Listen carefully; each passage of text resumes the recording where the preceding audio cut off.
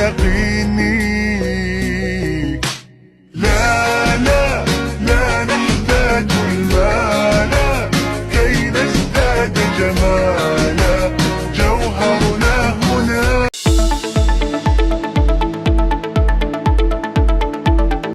সাম্প্রতিক সময়ে ফ্রি ফায়ারের ক্লক টাওয়ার আপডেট নিয়ে মেতেছেন গেমাররা। অনেকেই ভাবছেন ফ্রি ফায়ার এখন আর ফ্রি ফায়ার নেই, এটা হয়ে গেছে সৌদি আরব। ঘটনাস্থল থেকে আমাদের সহকর্মী আছেন কুদ্দুস মিয়া। কুদ্দুস মিয়া, আপনি কি আমাদেরকে শুনতে পাচ্ছেন? জি জি, আমি শুনতে পাচ্ছি। আমি এখন বর্তমানে অবস্থান করছি ফ্রি ফায়ারের ক্লক টাওয়ারের মাঝে। এই যে দেখতে পাচ্ছেন আপডেটটা, এটা নিয়ে অনেক গেমাররা মেতেছে।